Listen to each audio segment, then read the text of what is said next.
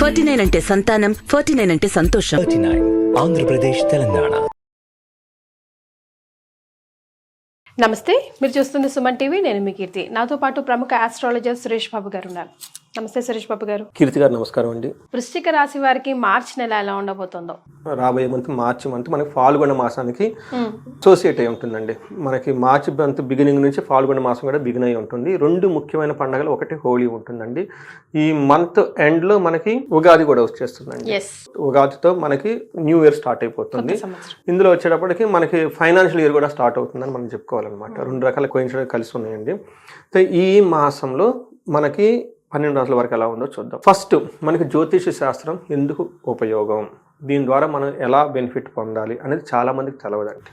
So మహర్షులు మనకి ఈ జ్ఞానం ఎందుకు ఇచ్చారంటే అండి, భూమి మీద ప్రతి మనిషి, పుట్టిన ప్రతి వ్యక్తి, అది ఏ కులం కానివ్వండి, ఏ మతం కానివ్వండి, ఏ కంట్రీ అయినా కానివ్వండి, 4 పనులు వాళ్ళు చేస్తారండి. ధర్మము, అర్థము, కామము, మోక్షం. నాకు వచ్చే ఫోన్ కాల్స్ కూడా వీటికి సంబంధించి వేరే ఏమి రావు, అంతే, ఇంకేం ఉండదండి. సో అయితే బట్ వాళ్ళ ఎక్స్పీరియన్స్ని బట్టి మనకు వస్తూ ఉంటుందండి. మనకి ఏం చెప్పారంటేనండి, మనం ఇవి సాధించేటప్పుడు కొన్నిసార్లు ఈజీగా సాధించేస్తాం, కొన్నిసార్లు చాలా కష్టపడి సాధించేస్తూ ఉంటామండి. కొంతమంది చాలా తక్కువ టైంలో ఉన్నతంగా ఎదిగిపోతుంటారు, కొంతమంది ఎంత చేసినా అక్కడే ఉన్నట్టు ఉంటారనమాట. సో మనకి ఏం చెప్తారంటే, లైఫ్ అనేది చాలా బ్లిస్ఫుల్గా, ఆనందమయంగా ఉండాలి అనే ఒక ఉద్దేశంతో మహర్షులు ఈ జ్ఞానాన్ని ఇచ్చారు. దీని ద్వారా రాబోయే ఫ్యూచర్ మనకి ఎలా ఉంటుంది, ఏ విషయాల్లో అనుకూలంగా ఉంటుంది, ఏ విషయంలో ప్రతికూలంగా ఉంటుంది, ఎక్కడ ఫేవరబుల్, ఎక్కడ అన్ఫేవరబుల్ మనకు ముందుగానే తెలుస్తుంది. మనం ఏం చేయాలి, చాలా క్లవర్గా ఎక్కడెక్కడ మనకు ఫేవరబుల్గా ఉందో మన ఎనర్జీ, టైం అంతా అక్కడ ఇన్వెస్ట్మెంట్ చేయాలి. ఎక్కడెక్కడ మనకు ప్రతికూలంగా ఉందో ఫస్ట్ దాన్ని తెలుసుకోవాలి. మనకి యాక్సిడెంట్లో జరిగిన, అవమానాలు ఏది జరిగినా ఈ అన్ఫేవరబుల్ కండిషన్లోనే, ఇది ఇక్కడ మనకు అన్ఫేవరబుల్గా ఉంది కాబట్టి ఆ విషయం జాగ్రత్తగా వదిలేయాలి. లేదు చెయ్యాలి అనుకుంటే కొంచెం ప్రికాషన్ తీసుకొని చేయాలండి. అలా ఈ శాస్త్రం మనకి యూజ్ అవుతుంది. ఇండికేషన్, ఒక దిక్సూచి. అందుకని జ్యోతి అంటే చీకట్లో డార్క్ ఉంటుంది తర్వాత, కాబట్టి ఒక లైట్ మనకు పడితే ఒక కాంతి వస్తుందండి. సో అందుకని మన జ్యోతిష శాస్త్రం మన మహర్షులు ఇచ్చారు. ఇది మనకి ఒక గొప్ప సైన్స్ అనమాట. సైన్స్ బియాండ్ సైన్స్ అని నేను అంటూ ఉంటాను అనమాట. ఈ సైన్స్ ప్రకారం మనకి ఈ జ్యోతిష శాస్త్రం ప్రకారం, అందులో వేదిక జ్యోతిషం నేను చదివేది వేదిక ఆస్ట్రాలజీ ప్రకారం. సో మార్చి మంత్లో వృశ్చిక రాశి వాళ్ళకి కనుక చూసుకుంటే, వీళ్ళకి ఫస్ట్ నక్షత్రాలు ఇందులో ఏమున్నాయో చూద్దాం. విశాఖ 4వ పాదం, అనురాధ 1, 2, 3, 4 పాదాలు, జ్యేష్ఠ 1, 2, 3, 4 పాదాలు అంతా మనకి వృశ్చిక రాశిలో ఉంటాయి. అంతేకాని పేరు బలం కనుక మనం చూసుకుంటే, తో, నా, నీ, ను, నే, నో, యా, ఈ, యు, ఈ అక్షరాలు మోరార్లెస్ ఇదే సౌండ్తో ఉన్న వాళ్ళంతా వృశ్చిక రాశి కింద వస్తారండి. మన గ్రహస్థితి కనుక చూసుకుంటే, వీళ్ళకి వృశ్చిక రాశి నుంచి 5వ ప్లేస్లో వచ్చేటప్పటికి సూర్యుడు మీనరాశిలో ఎంటర్ అవుతున్నారండి. అదే రాశిలో ఆల్రెడీ వీళ్ళకి రాహు కూడా ఉన్నారండి. వీళ్ళతో పాటు మనకి శుక్రుడు, బుధుడు కూడా అక్కడ చేరిపోతున్నారండి. సో వచ్చేటప్పటికి వీళ్ళకి 4 గ్రహాలు వీళ్ళకి 5th హౌస్లో ఉన్నారండి వృశ్చిక రాశి వాళ్ళకి. కుజుడు వచ్చేటప్పుడే వీళ్ళకి మిథున రాశిలో జాయిన్ అవుతున్నారండి. కుజుడు వీళ్ళకి వచ్చేటప్పటికి 8th హౌస్లో ఉన్నారు. ఇది కొంచెం టఫ్ అయిన ప్లేస్ అండి. కుజుడు 8th హౌస్లో ఉండకూడదు. సో ఈ యొక్క గ్రహస్థితిని బట్టి ఎలా ఉండబోతుంది, వీళ్ళకి సూర్యుడు మారక ముందు మానహానిం అని చెప్తారు, అంటే అగౌరవం జరిగే సంఘటనలు ఎక్కువ ఉంటాయి. తర్వాత సూర్యుడు మారిన తర్వాత మార్చి 14 తర్వాత ఏం చెప్తారంటే, మనోరుజం మృతిం భార్య సుతాది కలహం పుత్రలబ్ధిం అని చెప్తారు. అంటే వీటి యొక్క మీనింగ్ ఏంటంటే, మనసులో ఎక్కడో బాధపడే సంఘటనలు జరిగే అవకాశం ఎక్కువగా ఉంటుంది. ఇది కూడా వాళ్ళు అనుకున్న ప్లాన్లు ఎగ్జిక్యూట్ అవ్వలేదే, మనం ఏయో పెద్ద ప్లానింగ్లన్నీ చేసాము, ఇవన్నీ రాలేదే, ఎక్కడో కన్ఫ్యూజ్ అయిపోయి బాధపడతారు. రెండోది మృతి, అంటే మనకి కొంచెం ఏమని చెప్తారంటే, శారీరకానికి ఇబ్బంది కలిగే సంఘటనలు జరిగే అవకాశం ఎక్కువగా ఉంటాయి అన్నమాట. కుజుడు 8th హౌస్లో ఉండటం వల్ల. తర్వాత 5th హౌస్లో ఉండడం కనుక dispute with spouse and children అని చెప్తారనమాట. అంటే వైఫ్తో కానీ హస్బెండ్తో ఒకళ్ళొకళ్ళు గొడవ పడే అవకాశం ఎక్కువగా ఉంటుంది. తర్వాత పుత్రులతో సంతానం గురించి బాధపడటం, వరి ఇవ్వటం, ఇవన్నీ చేసే అవకాశం కూడా చాలా ఎక్కువగా ఉంటుంది. అందులో వృశ్చిక రాశి వాళ్ళకి కొంచెం ఇంకా ఎట్ ద ఎండ్ ఆఫ్ అర్ధాశ్రమంలో ఉన్నారు కాబట్టి ఇంకొంచెం పేషెన్స్గా వెయిట్ చేస్తే, దేనికి టెన్షన్ పడకుండా ఉంటే మంత్ అయిపోయిన తర్వాత మళ్ళీ అది వేరే విషయం. తర్వాత వీళ్ళకి పుత్ర లబ్ధిని కూడా చూపిస్తుంది. అంటే పుత్రులతో గొడవపడే అవకాశం ఎక్కువగా ఉంది, బట్ ఫైనల్గా వీళ్ళతో లాభం కూడా జరిగే అవకాశం ఎక్కువగా ఉంది. సో ఇవి మనకు సూక్ష్మ గోచారం, లఘు గోచారం అని సింపుల్గా చెప్తాం. మనం డీటెయిల్డ్గా కనుక చూస్తే, 5th హౌస్లో సూర్యుడు ఉండటం వల్ల ఏం జరుగుతుందంటే, కొంచెం బెనిఫిట్, కొంచెం నష్టం కూడా జరిగే అవకాశం ఎక్కువ ఉంది. ఎక్కడ బాగా బెనిఫిట్ ఉందంటే, ధన ప్రవాహం విషయంలో, మనీ విషయంలో చాలా బాగుంటుంది.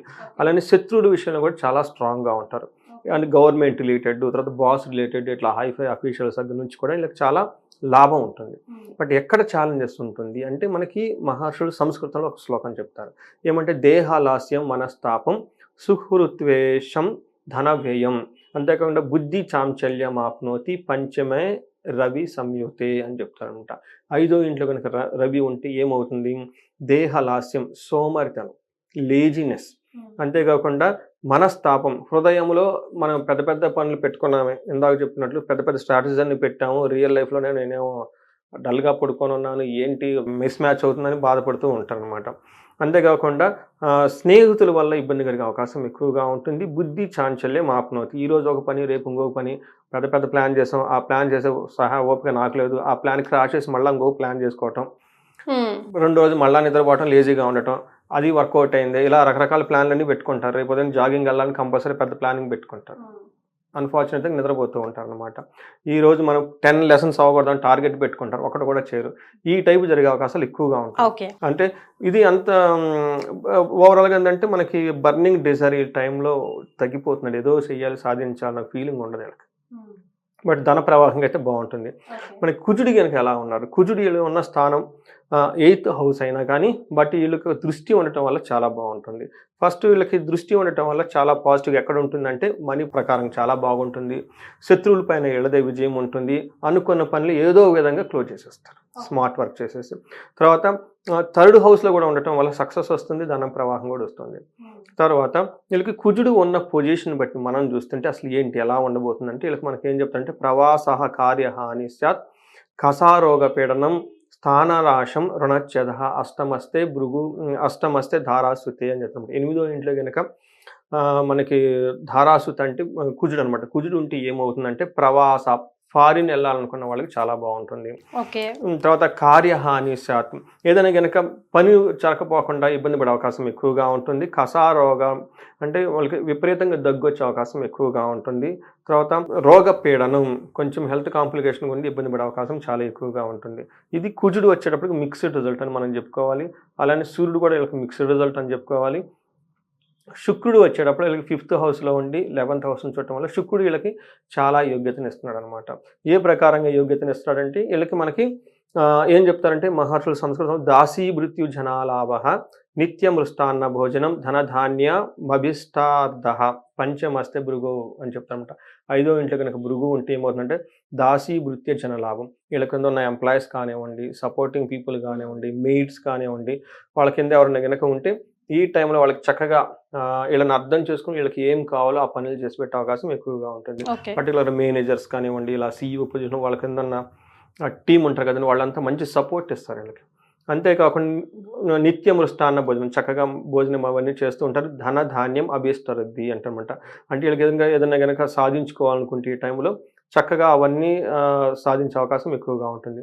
ఇవి కాకుండా 11th హౌస్లో దృష్టి ఉండటం వల్ల వీళ్ళకి గెయిన్ త్రూ ఏమని చెప్తారంటే లేడీస్ ఆర్ జెంట్స్ అని చెప్తారు అనమాట. అంటే వీళ్ళకి ఆపోజిట్ ఉండే వాళ్ళైతే వాళ్ళకి వాళ్ళ నుంచి లాభం వచ్చే అవకాశం ఎక్కువగా ఉంటుంది. అప్పటిదాకా అభిప్రాయ భేదాలు ఉన్నా కానీ అవన్నీ పోయేసి వీళ్ళకి బాగా మంచి సపోర్ట్ వచ్చేసి ముందుకెళ్ళే అవకాశం చాలా ఎక్కువగా ఉందండి. రైట్. మరి నక్షత్రాల ప్రకారం వృశ్చిక రాశి వారికి మార్చి నెల ఎలా ఉంటుందండి?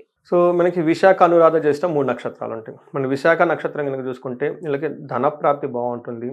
తర్వాత అతిగా భయపడే అవకాశం ఎక్కువగా ఉంటుంది. బంధనము, భయము, సో వీళ్ళకి బంధించబడినట్లు ఉండే సిచ్యువేషన్స్ ఎక్కువగా ఉంటుంది. ఒక ఎక్స్పర్ట్స్ మెంటార్ని కానీ లేదంటే ఆస్ట్రాలజర్ని కానీ కలిస్తే వాళ్ళ యొక్క దేని గురించి అయితే వాళ్ళు కన్ఫ్యూజన్గా ఉన్నారో ఆ కన్ఫ్యూజన్ పోతుంది. తర్వాత అనురాధ నక్షత్రం వాళ్ళకి జయం ఉంటుంది, ధనప్రాప్తి ఉంటుంది. తర్వాత వీళ్ళకి ఛాలెంజెస్ ఏమంటే భయం పడే అవకాశాలు ఎక్కువ, సిచ్యువేషన్స్ ఎక్కువగా ఉంటుంది. వీళ్ళకి బంధించబడినట్లుండే సిచ్యువేషన్ కూడా ఎక్కువగా ఉంటుంది. జ్యేష్ఠ నక్షత్రం వాళ్ళకి ఈ మాసం అంతా లాభప్రదంగా ఉంటుంది, జయం కలిగి ఉంటుంది.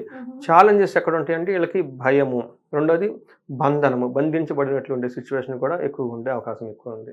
సో ఈ 3 నక్షత్రాలకు కూడా భయం, బంధనం కనిపిస్తుంది కాబట్టి మరి వీళ్ళు ఎలాంటి రెమెడీస్ పాటించాలంట? సో ఒకటి, మనం ఈ బంధనము అనే దానికి కారణము వీళ్ళకి బుధుడు సరిగ్గా యోగించకపోవటం అనమాట. బుధుడిని మనకి యోగ్యతను ఇవ్వాలి అంటే బుధుడికి అధిష్టాన దేవత విష్ణుమూర్తి. సో మనకి ఈ టైంలో విష్ణుమూర్తిని ప్రార్థించాలి. లైక్ విష్ణు సహస్రనామం కానీ, లేదు అంటే మనకి ఏం చెప్తారంటే తిరుపతి వెంకటేశ్వర స్వామిని కానివ్వండి, దగ్గరలో ఎక్కడైనా వైష్ణవ దేవాలయం ఉన్నా కానీ చక్కగా వాటిని దర్శనం చేసుకోవాలి. మనకి హైదరాబాద్లో బెంగళూరు రోడ్లో పెంచర్ల అనే ఒక ప్లేస్ ఉందండి. అక్కడ అనంత పద్మనాభ స్వామి టెంపుల్ అన్నారండి. చూడండి, ఈ పేరులోనే అనంతం అని ఉందండి. అంటే మనం ఎందుకు బంధించబడ్డామంటే మనకి ఎక్కువగా ఆపర్చునిటీస్ కనపడవు, మనకున్న హొరైజన్తో తక్కువగా బంధించమంటుంది. ఎప్పుడైతే ఇలా అనంత పద్మనాభ స్వామిని, అక్కడ మహాలక్ష్మి అమ్మవారు కూడా ఉన్నారు, ఎప్పుడైతే ఈ అనంతంకి వెళ్ళిపోతాం మనకున్న ఈ లిమిటెడ్ ఈ బంధాలని పోయేసి అనంతమైన హొరైజన్ పెరిగిపోయి జ్ఞానసిద్ధి అవన్నీ వచ్చేసి తర్వాత అదృష్టము అమ్మవారు కూడా ఉండటం వల్ల వీళ్ళకి ధన ప్రవాహం ఇవన్నీ వచ్చే అవకాశం ఎక్కువగా ఉంది. కాబట్టి అక్కడ విజిట్ చేసి అక్కడ టైం స్పెండ్ చేసి ప్రదక్షిణాలు చేస్తే వీళ్ళకి ఈ బంధనం అనే సిచ్యువేషన్ నుంచి బయటపడే అవకాశం ఎక్కువగా ఉంటుంది. అతిగా భయపడే అవకాశం ఉంది, దాని నుంచి కూడా బయటపడే అవకాశం ఎక్కువగా ఉంటుందండి. పెంచర్ల అన్నారు కదండి. అవునండి, పెంచర్ల.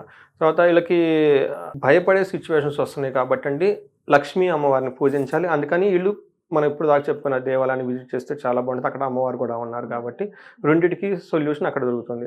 వీళ్ళకి ధన ప్రాప్తి సహజంగా చాలా బాగుండాలి. కొంతమంది మనకు అంటుంటారు, ఏమంటే మీరు ధనం బాగుంది రావట్లేదు ఏంటి అని.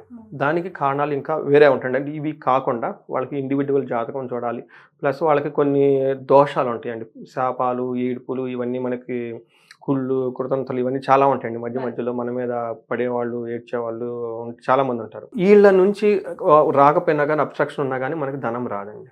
సో ఇలాంటి వాళ్ళకి మనకి ఏం చెప్తారంటే ధన ప్రవాహం చాలా చక్కగా ఉండడానికి వీళ్ళకి కుబేర పాశుపత హోమం కనుక చేయించుకోగలన్నా చాలా బాగుంటుంది. లేదంటే శ్రీ సూక్తంతో సంపుటీకరణ చేసి మహాలక్ష్మికి సంబంధించిన విశేష పూజ ఉంటుందండి, ఒక విశేష హోమం కనుక ఇవి కనుక చేయించుకోగలిగితే డబ్బులు కోట్లలో లక్షల్లో బాగా లాసంలో రాకుండా ఉంటారు కదండి. అలాంటి వాళ్ళు ఇవి చేయించుకుంటే చాలా ధన ప్రవాహం వచ్చే అవకాశం ఎక్కువ ఉంటుంది. Right, thank you so much Suresh Bhat garu, ధన్యవాదాలు. థ్యాంక్ యూ అండి.